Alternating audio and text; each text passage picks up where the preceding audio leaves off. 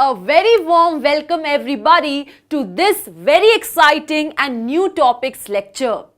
In this particular lecture, I have been decided to taking you to an entirely completely new concept.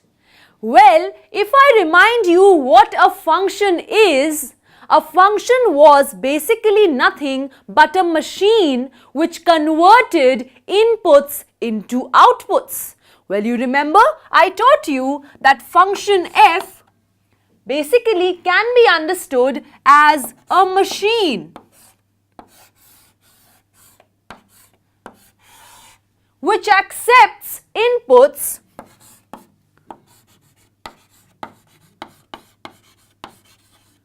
works upon them and converts them, produces outputs corresponding to them. This is what a function is. Nothing but a machine which accepts inputs, works upon them in a certain rule, a certain method, a certain way. It works upon the inputs and produces outputs corresponding to each input. And by the definition of function, we know that corresponding to each input, f produces a unique single output. That is what is the meaning of a function. So basically, up till the topic function, we are allowed to accept inputs and produce outputs. Now, if you give it a thought, a very natural question arises over here. If this function, which is a machine, is taking in inputs and producing outputs, does there exist any machine which does the opposite? That means, suppose you have inputted some inputs inside the machine. Corresponding to them, now what you have in your hand is the resultant outputs, which have been made corresponding to these inputs. Can you find out any machine in which when you put in these produced new resultant outputs, what you obtain is the inputs? Is that possible? What I am in general language asking you is, if you insert in suppose raw materials inside the machine, what you get out is the finished product made out of those raw materials.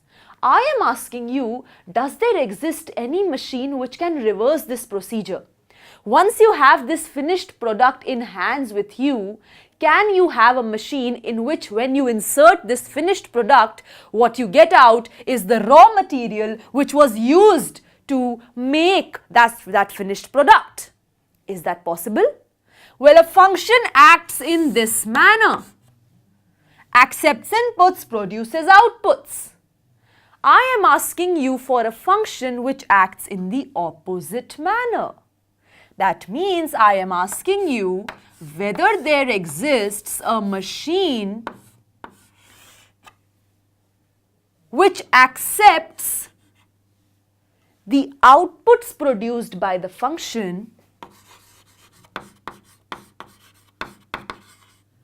and converts them in the inputs which were used to make or produce these outputs. If certain raw material, say raw material X, was used by this particular working machine to convert into the finished product Y, I am asking you, does there exist a machine which accepts this finished product inside it, works upon it and converts it into the raw material which was used to produce this output or finished product? That is what is my curiosity, the query, the natural question which should arise corresponding to every function. One function has its own way of converting inputs to outputs. Corresponding to that particular function, I want a machine which does the opposite, which reverses the procedure from the outputs, bring out the inputs in a certain way. That is what is my question. That means if f acts in this manner, I want something which acts in the reverse manner. This is what is done by the machine known as inverse of F. Basically, if F converts inputs to outputs, the F inverse machine converts output to inputs. That means, yes, there does exist a machine which reverses the entire working of a function. From raw materials, not just the finished products can be produced by function F, but in fact, I am saying that there does exist a machine which accepts the finished products and produces back the raw materials which were used to produce those finished products. Isn't this something mind-boggling and astonishing? Well, if I give you a real-life example based on F and inverse of F, these two machines work in real life in a very dramatic and realistic way. Suppose I say, for example, if I show you that I have a machine or basically a function which is what? I am saying X, which is acting as the input inside this function. This is related to Y by the function F if and only if X is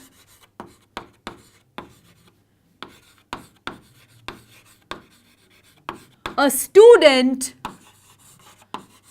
of Y. Only when X is a student of Y is X related to Y under the function F. That means if I show this with the help of a machine, this F is nothing but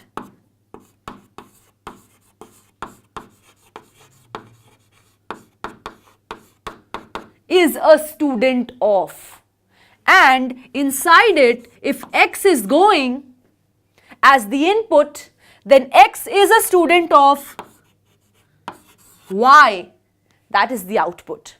So basically I am inserting the students, and those students are the students of whichever teacher that teachers are coming out as outputs. That is what is the function here. That is how the working of the machine is taking place. It is accepting students as inputs. If you compare it with real life and then apply it into mathematics, F over here is working as a machine which is accepting as inputs the students, and as output it is delivering those teachers of whose these are the students of. That is what is the machine F's work. X is the student of Y, so X will be the input and Y the output. I am asking you, corresponding to this function, this relationship between the inputs entering the machine and the production of outputs taking place, is there any machine which does the reverse? That means the teachers, which were the outputs, will now act as the inputs, and the students, which were the inputs, are going to act as the outputs, is what is my demand. That means I need a certain working, a certain rule based on which when I insert Y, that is the teachers inside the machine, what I get is the students coming out of the machine as finished goods. And according to me, that rule is very much evident right from here. Is a student of X is a student of Y. Obviously, if I want to go from bottom to top, Y is a teacher of X. Come from top to bottom again. X is a student of Y. The need is to go from bottom to top. Y is a teacher of X. Just use your common sense and you have it. So the relation is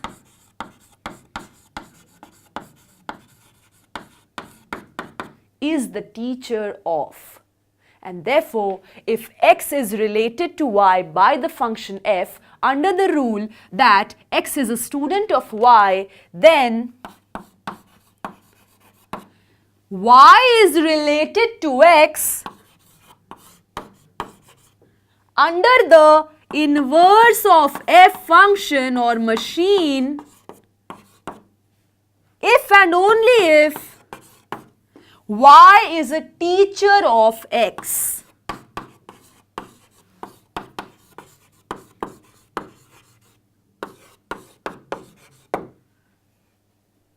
This is what is the idea of reversing the procedure from bottom to top. So f was actually acting in this way and we perceived f's action in this way, and that was done through the inverse function. That is what is the role of functions inverse, to actually reverse the entire procedure of the function. That is what it is. But suppose I give you some other example. Over here in this example, my purpose is to show you that no, the picture is not so nice in every example. Over here it was pretty nice a picture because it was very evident that if x is a student of y, y will be a teacher of x. That is how from top to bottom I was very easily able to travel from bottom to top. But suppose I give you some other example, some other relationship, some other machines working. I say x is related to y under the function f if and only if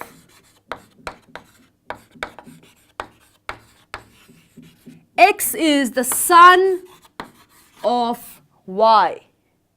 This is how x and y are related. That means, considering again my f as my machine, because I am constantly applying real life situations into mathematics. So obviously in real life whatever happens, if that is happening in terms of a machine, why don't we apply it and understand it in the chapter functions?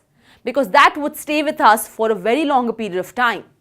So over here, if x is entering as the input in the machine, which basically says that x will be producing that output y corresponding to which x is related to y under f.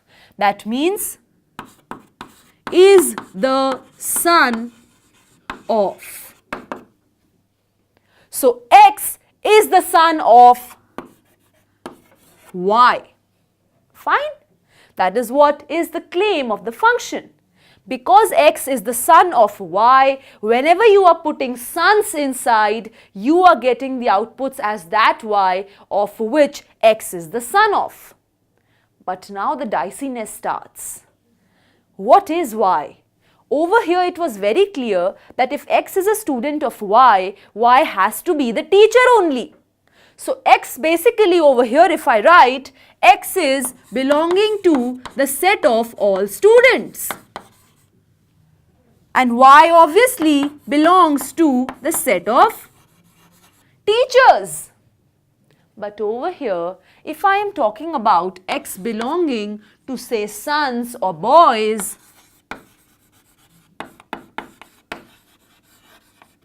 what do you think y belongs to the family of? I can have a family of fathers over here and I can say x is the son of whichever father that is produced as the output corresponding to the input x. But I can also have y belonging to the family of mothers because x is a son of whichever mother, that mother as y will be produced as output corresponding to the input x. That means when I try and go back from bottom to top, I am in search of a machine which basically accepts y as the input and x as the output. So, if x is the son of y, that is what is the working of f, I cannot go back over here because the working of f cannot be reversed. What is y of x? I don't know. The picture is not clear. there is a dicey situation, there is a cloud of doubt, there is a cloud of utter confusion. Because y is the mother of x is also going to be a reverse relation, or y is a father of x will also be a reverse relation. But over here, I am stressing on one of the properties of inverse functions, that inverse of a function is always unique. You can never have two reversal machines for the same machine. If there is a reversal machine for a machine f, it has to be a single, exactly one, a unique reversal such machine. That is what is the law behind f and its inverse relationship. And so because I can have y to be a mother of x, or I can have y to be a father of x, that means I cannot go back from bottom to top in a unique way. That is why there does not exist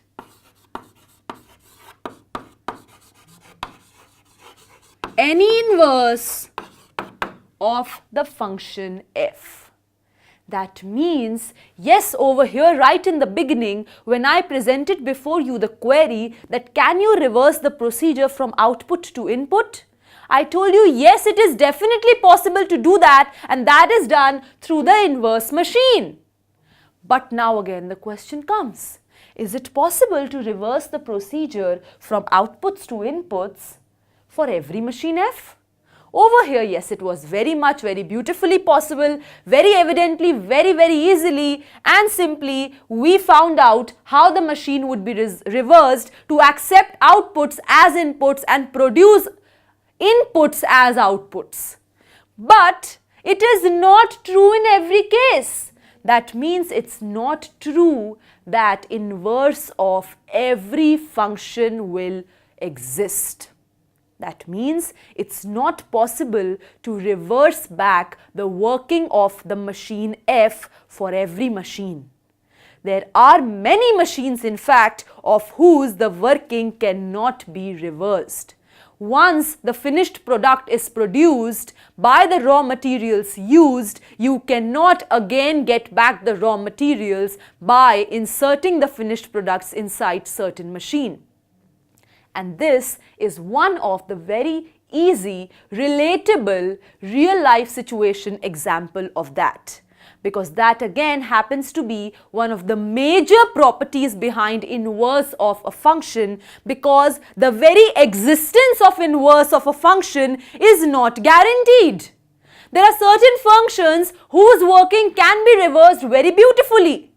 But there are many functions whose working cannot be reversed in a unique manner.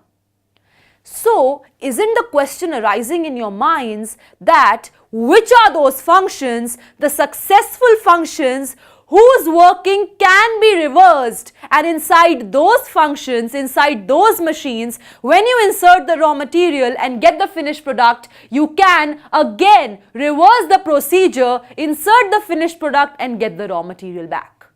Which are those successful, beautiful machines which allow the reversal process to take place? What is that condition, that secret which basically differentiates from these machines to the machines which do not possess this reversal procedure? That is what is our matter of study, that based on which concept, based on which secret, will I say that these are the functions which will always have reversal procedure allowed, or I can say these are the functions whose inverse functions will definitely exist. That secret, that rule, I am going to unveil to you just in a minute. But before that, spend some time with these, understand how inverse over here existed and here it did not. And then we'll start with a very smart formal discussion about inverse of a function.